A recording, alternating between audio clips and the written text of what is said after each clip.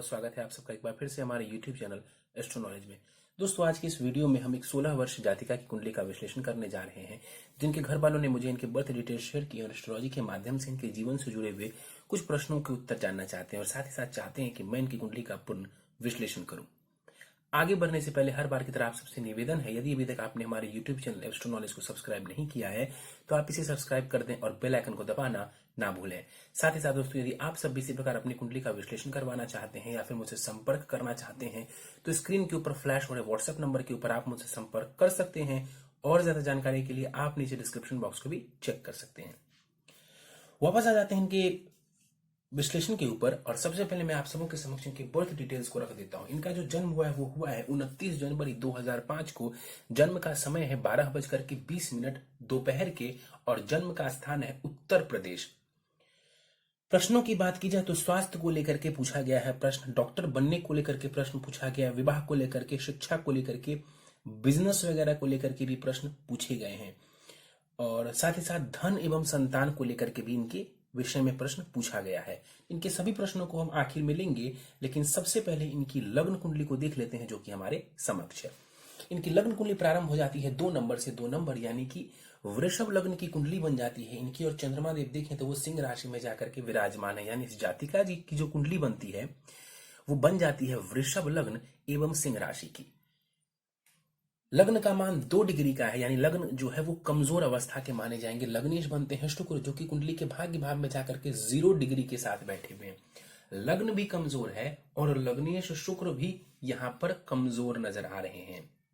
वृषभ लग्न वाले जातक या जातिकाओं के स्वभाव की बात करें तो ऐसे लोग आमतौर पर अच्छे स्वभाव के माने जाते हैं, मेहनती होते हैं, क्योंकि शनि जो है इनका योग कारक ग्रह बनता है। तो मेहनत के बाद, संघर्ष के बाद इनको सफलता जीवन में देखने को मिलती है। संगीत के प्रेमी होते हैं, कला के प्रेमी होते हैं और जीवन में जो है स्थायित्व बना करके चलना जानते हैं, क्योंकि ये जो लग्न है, इस लग्न का जो तत्व होता है, वृषभ राशि का जो तत्व होता है वो होता है भूमि तत्व। इस वजह से ऐसे लोग बैलेंस बना करके चलना जानते हैं।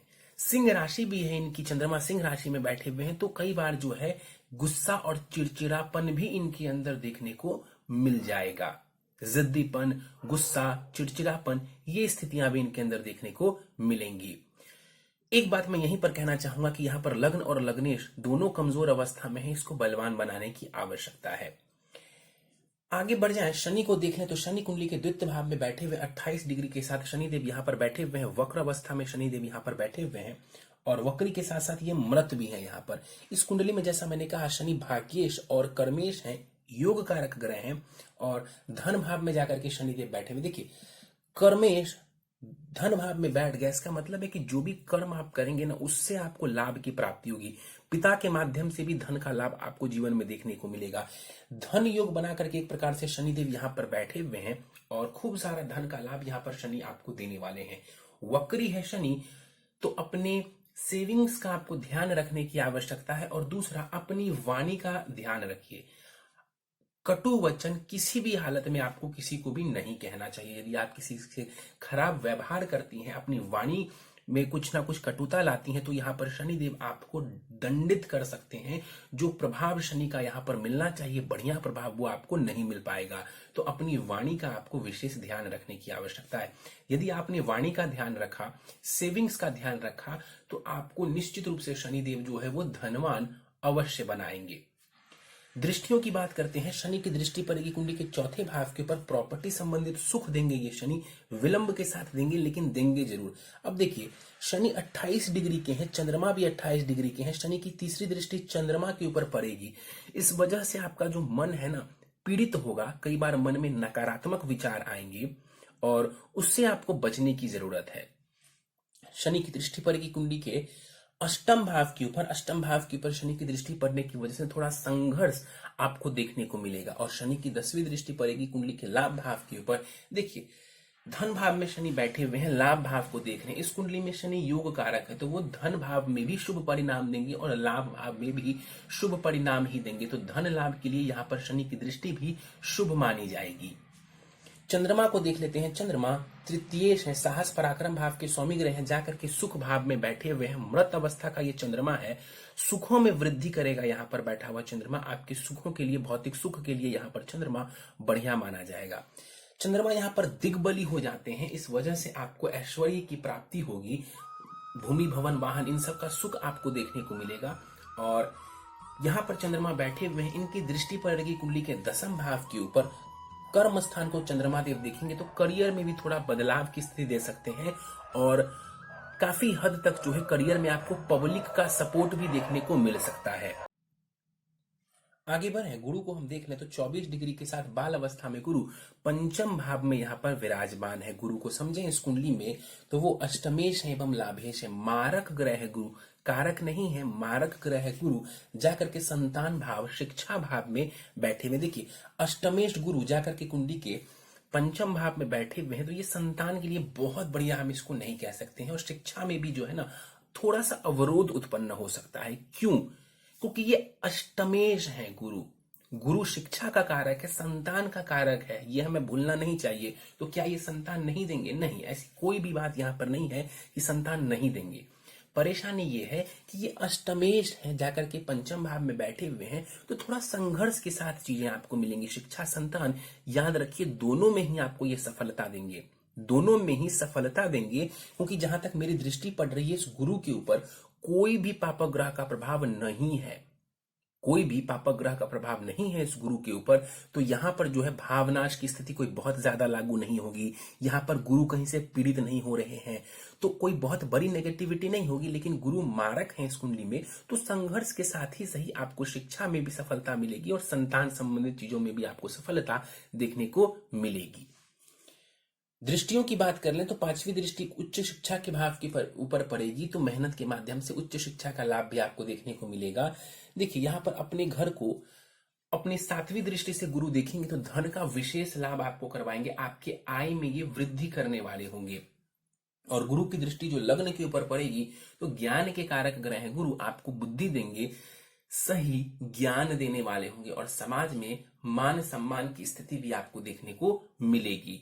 तो यहां पर गुरु की स्थिति को मैं बढ़िया कहूंगा। केतु की बात कर लेते हैं। 1 डिग्री के साथ केतु कुंडली के 6ठे भाव में बैठे हुए हैं। देखिए शुक्र की राशि में यहाँ पर केतु बैठा हुआ है, शुक्र भाग्य भाव में। शुक्र की स्थिति बढ़िया है इस कुंडली में, लग्नेश भी है शुक्र और भाग्य भाव में बैठे हुए, त्रिकोण में बैठे हुए। इस वजह से यहाँ पर केतु आपको काफी हद तक लाभ ही पहुंचाने वाला होगा, शत्रुओं के ऊपर विजय दिलवाने वाला होगा। कॉम्पिटिशन वगैरह में मेहनत करेंगे तो सफलता आपको अवश्य देखने को मिलेगी। वैसे भी मैंने कहा कि तीसरे भाव, 6ठे भाव और 11वें भाव में राहु केतु जैसे ग्रह जो होते हैं, राहु केतु मंगल शनि जैसे जो ग्रह होते हैं, ये कारक हो जाते हैं, ये बढ़िया परिणाम देते हैं। तो यहाँ पर केतु भी आपको बढ़िया परिणाम देने वाले होंगे। लेकिन इतना याद रखिएगा कि सडन रिजल्ट्स थोड़े देखने को मिल सकते हैं। स्वास्थ्य का अपना ध्यान रखने की आपको आवश्यकता होगी, तो स्वास्थ्य को इग्नोर नहीं करें। गुप्त शत्रु आपके हो सकते हैं लेकिन उसके ऊपर भी आपको विजय मिल जाएगा। 1 डिग्री का यहाँ पर केतु है, बाल अवस्था का बलाबल बहुत कम है केतु के पास, दृष्टि का भी बल यहाँ पर ना के बराबर प्रभावी होगा। लेकिन मैं आपको समझाने के लिए बता देता हूं, केतु की दृष्टि कर्म स्थान के ऊपर पड़ेगी, इनकी दशा में थोड़ा परिवर्तन हो सकता है आपके करियर में, धन वगैरह व्यय होगा क्योंकि 12वें भाव के ऊपर जो है इनकी दृष्टि पड़ रही है और राहु वहां पर ऑलरेडी बैठे हुए हैं, तो धन का व्यय देखने को मिलेगा आपको। और केतु की दृष्टि द्वितीय भाव के ऊपर पड़ेगी तो फिर से बोलूंगा, फिर से सलाह दूंगा कि अपनी वाणी का और अपनी सेविंग्स का आपको ध्यान रखने की जरूरत है। मंगल को देख लेते हैं। मंगल कुंडली के 8वें भाव में बैठे हुए हैं, 0 डिग्री के साथ मंगल देवता यहाँ पर बैठे हुए हैं। बहुत ही कम बलाबल है यहाँ पर मंगल के पास, क्योंकि 0 डिग्री के हैं मंगल देव यहाँ पर। इस कुंडली में मंगल को समझें तो वो अष्टमेश है और साथ ही माफ करिए वो सप्तमेश है और वो द्वादशेश है, यानी कि मारक ग्रह है इस कुंडली में मंगल। मंगल सप्तमेश एवं द्वादशेश है, इसका मतलब है कि मंगल मारक ग्रह है इस कुंडली में। मारक ग्रह होकर के मंगल जाकर की कुंडली के 8वें भाव में बैठे हुए, विपरीत राजयोग जरूर यहाँ पर मंगल देवता बना देंगे, लेकिन यहाँ पर मंगल के होने की वजह से ये आपको एक तो मांगलिक बनाता है और दूसरा ये चूंकि आपके पति भाव के स्वामी ग्रह हैं, विवाह भाव के स्वामी ग्रह और जाकर के कुंडली के 8वें भाव में बैठे हुए हैं, तो ये विवाह से संबंधित सुखों के लिए बढ़िया नहीं है। तो मैं आपको यही सलाह दूंगा कि थोड़े विलंब से ही विवाह करें, 26-27 के आसपास विवाह करेंगी ज्यादा बेहतर रहेगा। जितनी जल्दी विवाह करेंगी उतनी ज्यादा परेशानी आपको देखने को मिलेगी। दूसरी सलाह यह है कि बिना कुंडली मिलान के लिए आपको विवाह के बारे में सोचना भी नहीं चाहिए। फिर से सुनिए, बिना कुंडली मिलान के आपको विवाह के बारे में सोचना भी नहीं चाहिए। यहां पर वैवाहिक जीवन में परेशानी नजर आ रही है। विवाह के ऊपर बात चलिए तो मैं एक बात और बता दूं कि कुंडली के सप्तम भाव को देखिए, एक तरफ केतु है, दूसरी तरफ मंगल है, बीच में आपका सप्तम भाव। इसको कहते हैं पाप कर्तरी दोष का लग जाना। तो पाप कर्तरी दोष आपके सप्तम भाव को लगा हुआ है, क्योंकि दो पापी ग्रह उसके अगल बगल में बैठे हुए हैं। इस वजह से जो है विवाह का जो भाव है ना, वो और भी ज्यादा पीड़ित नजर आ रहा है। तो कुंडली मिलान किए बिना विवाह करना, बहुत शीघ्र विवाह करना आपके लिए उचित नहीं रहेगा। विवाह करेंगी, कुंडली मिलान करके विवाह करेंगी, सामने वाले की कुंडली को बढ़िया से देखेंगी, उनकी आयु को देखेंगी, उनके साथ यदि संभव हो तो कंपैटिबिलिटी भी आप देख लीजिए। हड़बड़ी में विवाह ना करेंगी तो बढ़िया रहेगा। मंगल के पास भी तो दृष्टियों की बात करें तो दृष्टि का प्रभाव बहुत कम पड़ेगा। मंगल के पास भी बहुत कम होगा मंगल के पास दृष्टियों का प्रभाव। इनकी दृष्टि पड़ेगी लाभ भाव के ऊपर, तो लाभ में या आय में जो है कई बार ये बाधाएं उत्पन्न करेंगे अपनी दशा में। वाणी भाव के ऊपर अब देखिए, शनि बैठे हुए थे, केतु की दृष्टि पड़ रही थी, अब मंगल की भी दृष्टि पड़ रही है, तो ये वाणी को खराब कर सकता है। अपनी वाणी का आपको ध्यान रखने की जरूरत है। मंगल की दृष्टि तीसरे भाव के ऊपर पड़ेगी। कई बार ये मंगल फिजूल की मेहनत आपको करवाएंगे अपनी दशा में, लेकिन आपको उस मेहनत का 100% रिजल्ट देखने को नहीं मिलेगा। मंगल की दशा में ये स्थिति ज्यादा होगी आपके साथ। आगे बढ़ जाते हैं, कुंडली के नवम भाव को देख लेते हैं। नवम भाव में देखें तो सूर्य बुध एवं शुक्र युति बना करके विराजमान है। यहाँ पर सूर्य एवं बुध की युति से बुध आदित्य योग का निर्माण हो रहा है, तो वहीं बुध एवं शुक्र की युति जो है वो लक्ष्मी नारायण योग का निर्माण कर रही है। यहाँ पर मकर राशि बनती है यहाँ पर, और बुध को देखते हैं सबसे पहले। बुध यहाँ पर 4 डिग्री के साथ बैठे हुए हैं, अस्त के हैं, लेकिन इस कुंडली में बुध को समझे तो वो धनेश है एवं वो पंचमेश है, तो कारक ग्रह है बुध इस कुंडली में, और जाकर के त्रिकोण में बैठा हुआ है। अस्त का होने की वजह से बुध के बलाबल में कमी जरूर आएगी। लेकिन यहाँ पर बुध को देखें तो वो धन योग बना करके बैठे हुए, क्योंकि देखिए धनेश है, बुध भाग्य भाव में जाकर के बैठे हुए हैं, तो ये धन के लिए स्थिति बहुत ही बढ़िया मानी जाएगी। शनि और बुध के बीच में राशि का परिवर्तन हो रहा है। ये राशि परिवर्तन बहुत शुभ है, खास करके धन के मामले में ये राशि का परिवर्तन आपको बहुत सहयोग करने वाला है। तो इस राशि परिवर्तन के माध्यम से आपका जो भाग्य है वो बहुत आपको सपोर्ट करेगा धन अर्जित करने में। उच्च शिक्षा में भी यहाँ पर बुध जो है वो बहुत आपको मदद करने वाले होंगे, क्योंकि शिक्षा भाव के ये स्वामी ग्रह हैं और उच्च शिक्षा भाव में जाकर के बैठे हुए हैं, तो ये शिक्षा के लिए भी बढ़िया मदद करने वाले होंगे। हाँ, बुध अस्त के हैं, आप चाहे तो इस बुध को बलवान करके जो है शिक्षा, संतान एवं धन तीनों ही क्षेत्रों में लाभ अर्जित कर सकती है। सूर्य की बात कर लेते हैं। 15 डिग्री के साथ सूर्य यहाँ पर बैठे हुए हैं, शत्रु के घर में बैठे हुए और तात्कालिक शत्रुता है, यानी कि सूर्य यहाँ पर अति शत्रु होकर के शनि के घर में बैठे हुए हैं। नवम भाव में जब सूर्य बैठ जाए तो ये उच्च शिक्षा के लिए बढ़िया माना जाता है। तो उच्च शिक्षा के मामले में यहाँ पर सूर्य मदद आपको करने वाले होंगे। और इस कुंडली में सूर्य को समझें तो वो सुखेश है आपके। सुखेश जाकर के कुंडली के नवम भाव में बैठे हुए विदेश की खूब सारी यात्राएं आप कर सकते हैं, और प्रॉपर्टी संबंधित लाभ भी यहाँ पर सूर्य आपको देने वाले होंगे। सूर्य की दृष्टि तीसरे भाव के ऊपर पड़ेगी। तीसरा भाव साहस का होता है, पराक्रम का होता है, मेहनत का होता है, तो यहाँ पर सूर्य आपको मेहनती बनाएंगे और आपके पराक्रम में भी इजाफा करने वाले होंगे। शुक्र को देख लेते हैं। 0 डिग्री के साथ शुक्र देव यहाँ पर विराजमान है। देखिए, फिर से बोलता हूं कि शुक्र को देखिए, ये आपके लग्नेश में 0 डिग्री के हैं, और लग्न को देखिए वो भी 2 डिग्री का है, यानी कि लग्न और लग्नेश दोनों ही कमजोर है। ये आपके स्वास्थ्य के लिए बढ़िया नहीं माना जाएगा, ये आपके स्वास्थ्य के लिए बढ़िया नहीं माना जाएगा। और एक बात बता देता हूं आपको, केतु आपके 6ठे भाव में बैठा हुआ है। कई बार आपको कोई छोटी सी प्रॉब्लम भी होगी तो हो सकता है कि वहां पर आपको परेशानी थोड़ी ज्यादा देखने को मिले। मतलब प्रॉब्लम है नहीं एक्चुअली में कुछ भी, लेकिन उसको ठीक होने में थोड़ा ज्यादा समय लगे। तो इस तरीके की परेशानियों से बचना है तो क्या करेंगे, शुक्र को बलवान करके चलेंगे तो स्थिति बढ़िया रहेगी आपके लिए।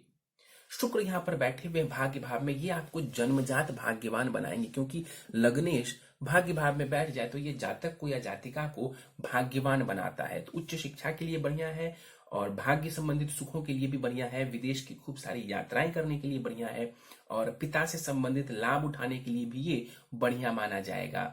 इसकी दृष्टि पड़ेगी तीसरे भाव के ऊपर, कला के क्षेत्र में भी ये आपको रुझान देगा, आपके अंदर क्रिएटिव एबिलिटी भी ये देने वाला होगा, कम्युनिकेशन स्किल्स को ये बढ़िया बनाने वाले होंगे। जॉब वगैरह के माध्यम से आपको ये शुक्र भी लाभ करवाएंगे। राहु को देख लेते हैं। राहु यहां पर 1 डिग्री के साथ बैठा हुआ है, बलाबल राहु के पास कम है, 12वें भाव में राहु बैठे तो थोड़ा ये टेंशन देने वाला होता है। विदेश की खूब सारी यात्राएं ये राहु आपको करवा सकते हैं। राहु की दशा में जो है आपको हॉस्पिटल वगैरह जाना पड़ सकता है। आपने डॉक्टर बनने की बात की है तो वहां पर ये राहु आपको हेल्प करेंगे। अन्यथा ये हो सकता है कि छोटी मोटी परेशानियों के ही कारण जो है आपको थोड़ा बहुत अस्पताल के चक्कर लगाने पड़े। टेंशन बहुत ज्यादा ये राहु कई बार दे देते हैं और वो फिजूल का टेंशन होता है, वहम की स्थिति पैदा कर सकता है ये राहु, इससे बचने की जरूरत है आपको। धन का व्यय ये राहु करवाएगा, तो धन का व्यय तो सभी करते हैं लेकिन उसको फिजूल खर्ची के रूप में मत करें। राहु की दृष्टि चंद्रमा पर पड़ेगी, मन में कई प्रकार के विचार आएंगे। अंतर समझिए, शनि की दृष्टि चंद्रमा पर पड़ रही थी तो मन में नकारात्मक विचार आएंगे, राहु की दृष्टि चंद्रमा पर पड़ेगी तो कई प्रकार के विचार आएंगे, यानी कि कंसंट्रेशन को ये भंग करने वाला होगा। छठे भाव के ऊपर राहु की दृष्टि पड़ेगी तो यहां पर गुप्त शत्रु ये राहु आपको दे सकते हैं। और राहु की जो नवम दृष्टि पड़ेगी वो कुंडली के अष्टम भाव के ऊपर पड़ेगी। मंगल के ऊपर राहु की दृष्टि का पड़ना ये आपके वैवाहिक सुख के लिए बढ़िया नहीं माना जाएगा। दशाओं पर जाने से पहले कुंडली के लग्न को आप देखिए, एक तरफ शनिदेव बैठे हुए, दूसरी तरफ राहु बैठा हुआ है। एक तरफ शनि है, दूसरी तरफ राहु बैठे हुए हैं। यहां पर कुंडली के लग्न को, आपके लग्न को, प्रथम भाव को यहां पर पाप कर्तरी लग रहा है, जिस प्रकार से यहां पर सप्तम भाव को लग रहा था। तो पाप कर्तरी लग्न में बनना ये बढ़िया नहीं है, आपके डिसीजन लेने की एबिलिटी को ये कमजोर करेगा। और दूसरा, ये आपके स्वास्थ्य के लिए, आपकी पर्सनालिटी के लिए बढ़िया नहीं है। क्या करेंगे? तो शनि राहु को कुछ नहीं करना है, आपको शुक्र को बलवान बनाना है। यदि शुक्र को बलवान बनाएंगे तो इस भाव से संबंधित सुखों में वृद्धि होगी, इस भाव से संबंधित जो रिजल्ट्स हैं उसमें वृद्धि आपको देखने को मिल जाएगी। दशाओं की बात कर लेते हैं। 1 जून 2027 तक आपको मंगल की महादशा चलती रहेगी। अभी आपको फिलहाल मंगल की महादशा चल रही है। ये महादशा कोई बहुत जबरदस्त नहीं है आपके लिए, सडन अप्स एंड डाउन्स दे सकता है, और कहीं ना कहीं जो आप चाहेंगी इस दौरान जो है वो आपको विलंब से मिलेगा। चंद्रमा में राहु की अंतरदशा चल रही है जो कि 15 नवंबर 2021 तक रहने वाली है। तो ये जो समय है 15 नवंबर 2021 तक का, ये कहीं से भी आपके लिए बहुत बढ़िया नजर नहीं आ रहा है। तो सब्र करके काम करिए इस दौरान। हालांकि गोचर से मैं आपको बता दूं कि गोचर आपको बहुत सपोर्ट कर रहा है। अभी जो शनि और गुरु का गोचर हो रहा है वो आपके नवम भाव से हो रहा है, तो गोचर आपका सपोर्ट कर रहा है। तो अभी जो स्थिति है वो आपके लिए बहुत अच्छी नहीं कही जाएगी, लेकिन हाँ, नवंबर 2021 से आपके लिए जो समय है वो बहुत ही बढ़िया नजर आ रहा है, और वहां से जो है जीवन में आप तरक्की प्रारंभ कर सकती हैं, कुछ नया कर सकती हैं, और उसमें आपको लाभ भी देखने को मिल जाएगा।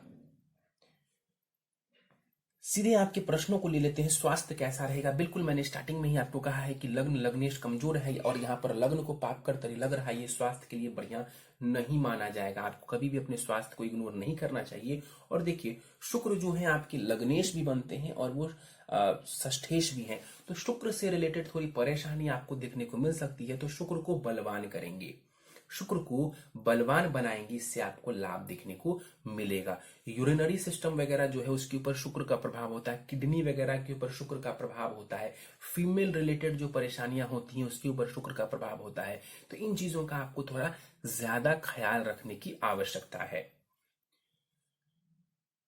डॉक्टर बनने के योग के बारे में आप जानना चाहती हैं। देखिए, आपके करियर की मैं यदि बात करूं तो मेडिकल का क्षेत्र ठीक है आपके लिए, इंजीनियरिंग का क्षेत्र ठीक है आपके लिए, और टीचिंग का क्षेत्र ये भी ठीक है आपके लिए।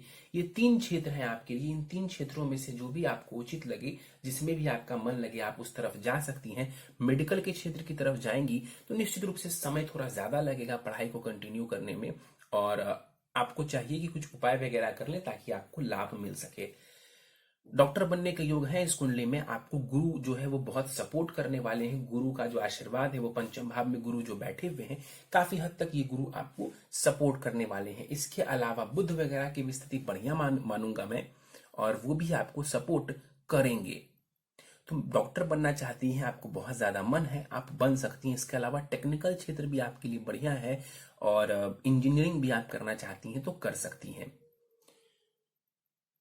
इसके बाद आपने पूछा है कि डॉक्टर नहीं तो किस क्षेत्र में सफलता, इंजीनियरिंग अथवा टीचिंग में भी आप जा सकती हैं, लेकिन मेडिकल क्षेत्र में यदि आपकी बहुत रुचि है तो आप मेडिकल क्षेत्र को कर सकती हैं, आप डॉक्टर बन सकती हैं, कोई बहुत मेजर परेशानी नहीं है। हाँ, इतना मैं जरूर कहूंगा कि आप फिलहाल इंजीनियरिंग में जाना चाहें, मेडिकल में जाना चाहें या किसी भी क्षेत्र में जाना चाहें, अभी मंगल की आपको जो है वो महादशा चल रही है, तो आपकी जो ग्रोथ है ना वो थोड़ी सी इंटरप्ट हो सकती है बीच में। तो इस वजह से मेहनत के ऊपर ज्यादा फोकस करेंगी इस दौरान, मेहनत को ज्यादा उसके ऊपर फोकस रहेगा आपका, और हो सकता है कि इस दौरान आपको रिजल्ट्स बहुत क्विक क्विक देखने को ना मिले, लेकिन अगर आप लगी रहेंगी तो सफलता आपको मिल जाएगी। आपका जो कर्मेश है शनि वो बहुत बढ़िया स्थिति में बैठा हुआ है, तो कर्म के माध्यम से आप जीवन में नेम फेम धन दौलत ये सब कुछ कमाने वाली हैं, तो टेंशन लेने की आपको आवश्यकता नहीं है। वैवाहिक जीवन को लेकर के प्रश्न पूछा है आपने, बिल्कुल कमजोर नजर आ रहा है विवाह। इस कुंडली की अगर वीक पॉइंट की मैं बात करूं तो वो विवाह जो है ना वो मेजर वीक पॉइंट नजर आ रहा है। और मंगल को देखिए तो मांगलिक भी ये मंगल आपको बनाता है, सप्तमेश है ये मंगल, अष्टम भाव में जाकर के बैठे हुए हैं, तो ये विवाह के लिए बहुत बढ़िया नहीं कहा जा सकता है। सप्तम भाव को पाप कर्तरी भी लग रहा है, तो कुंडली मिलान करना आपके लिए बहुत आवश्यक है। विवाह से पूर्व जो है आप कुछ और रिचुअल्स कर सकते हैं, कुछ और उपाय करके तब आप विवाह के लिए आगे बढ़ेंगी तो आपको बढ़िया लाभ देखने को मिलेगा। कई प्रकार की चीजें होती हैं, वो फिलहाल करने की आवश्यकता आपको नहीं है, और अभी आप फिलहाल अपने करियर के ऊपर ध्यान देंगी तो वही आपके लिए बढ़िया रहेगा। शिक्षा एवं उच्च शिक्षा के योग के बारे में जानना चाहते हैं, बिल्कुल शिक्षा और उच्च शिक्षा दोनों ही बलवान नजर आ रहा है आपका। बुद्ध को थोड़ा बल दे देंगी तो निश्चित रूप से शिक्षा में कोई बाधा नहीं आएगी। बुद्ध को यदि थोड़ा और बल दे दिया जाए तो मुझे ऐसा लगता है कि चाहे वो प्रारंभिक शिक्षा हो और बाद की उच्च शिक्षा हो, वो दोनों ही काफी बढ़िया हो जाएगी। तो बुद्ध को थोड़ा बल आप दे सकती हैं, उससे आपकी शिक्षा में जो भी बाधाएं आने वाली होंगी वो कम हो जाएंगी। बिजनेस की योग के बारे में जानना चाहती हैं, बिजनेस आप कर सकती हैं, बिजनेस आप कर सकती हैं, इसमें कहीं कोई दो राय नहीं है, लेकिन इनिशियली मैं आपको यही सलाह दूंगा कि आप जॉब के पीछे जाइए।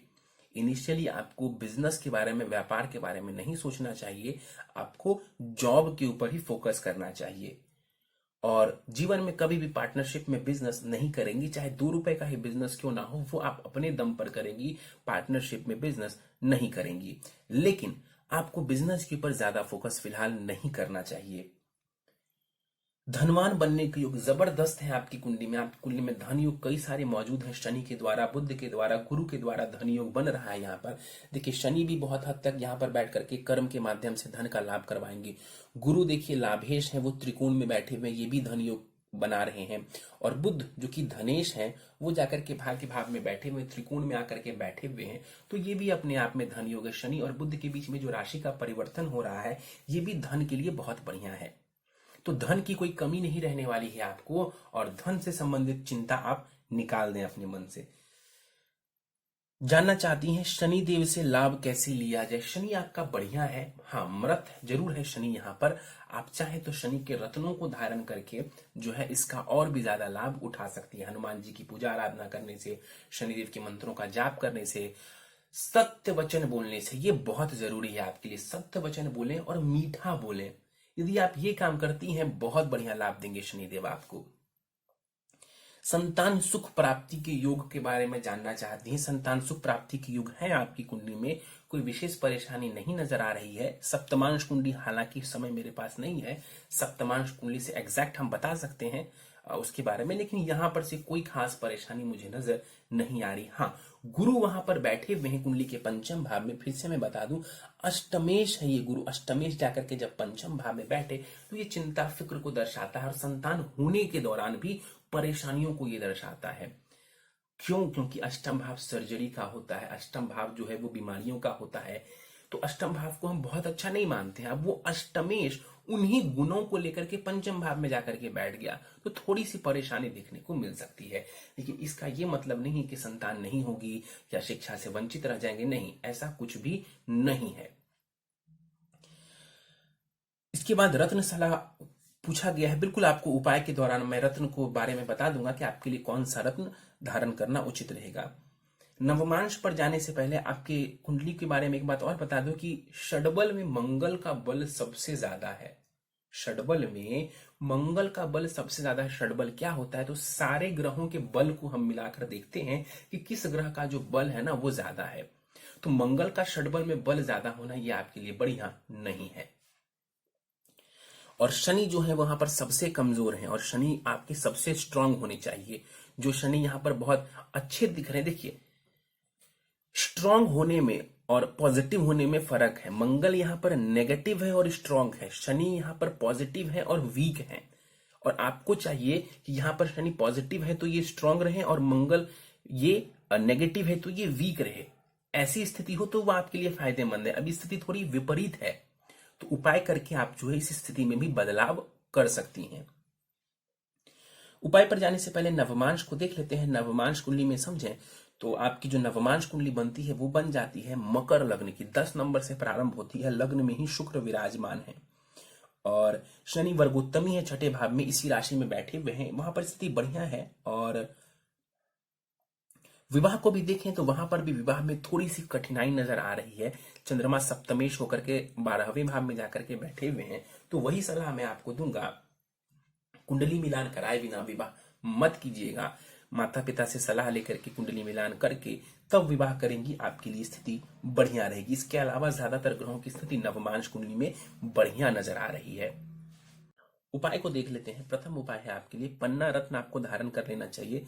7.25 रत्ती का पन्ना चांदी में आपको धारण कर लेना चाहिए। दाहिने हाथ की सबसे छोटी उंगली में आप इसको धारण कर सकती हैं। नित्य ओम शुम शुक्राय नमः इस मंत्र का एक माला आपको जाप करना चाहिए और गले में 6 मुखी रुद्राक्ष इसको आपको धारण कर लेना चाहिए सोमवार की सुबह। नित्य हनुमान चालीसा पढ़ना है आपको सुबह शाम। हर मंगलवार आपको हनुमान जी के दर्शन करने हैं मंदिर जाकर के और मंगल से जुड़ी वस्तुओं का दान करना है। आगे जाकर के यदि आप चाहें, यदि आपको लगे कि भाग्य का ज्यादा सहयोग चाहिए या करियर में कोई परेशानी आती है तो आप शनि का भी रत्न धारण कर सकती हैं। नीलम से बढ़िया होगा कि आप उसकी जगह पर अमेथिस्ट धारण करें। अमेथिस्ट को धारण करना आपके लिए ज्यादा उत्तम नजर आ रहा है। अभी मैं आपको एक ही रत्न की फिलहाल सलाह दे रहा हूं, पन्ना रत्न धारण करना आपके लिए जरूरी है। शिक्षा में जो है ये आपको बहुत ज्यादा लाभ देने वाले होंगे। यदि आप इन उपायों को करती हैं तो निश्चित रूप से आपको कई सारे लाभ जीवन में देखने को मिलेंगे और जो परेशानियां होंगी वो परेशानियां काफी कम आपको अफेक्ट कर पाएंगी। चलिए तो दोस्तों ये था इस 16 वर्ष जातिका की कुंडली का विश्लेषण। मुझे उम्मीद है कि आपको हमारा यह कुंडली विश्लेषण का कार्यक्रम पसंद आया होगा। यदि कार्यक्रम पसंद आया तो आप इसे लाइक करें, शेयर करें। अभी तक आपने हमारे YouTube channel astro knowledge subscribe नहीं किया है तो आप प्लीज इसे सब्सक्राइब कर दें और बेल आइकन को दबाना ना भूलें। साथ ही साथ दोस्तों यदि आप सब इसी प्रकार अपनी कुंडली का विश्लेषण करवाना चाहते हैं या फिर मुझसे संपर्क करना चाहते हैं तो स्क्रीन के ऊपर फ्लैश हो रहे व्हाट्सएप नंबर के ऊपर आप मुझसे संपर्क कर सकते हैं। और ज्यादा जानकारी के लिए आप नीचे डिस्क्रिप्शन बॉक्स को भी चेक कर सकते हैं। इस वीडियो में फिलहाल इतना ही दोस्तों, आप सभी का बहुत बहुत धन्यवाद।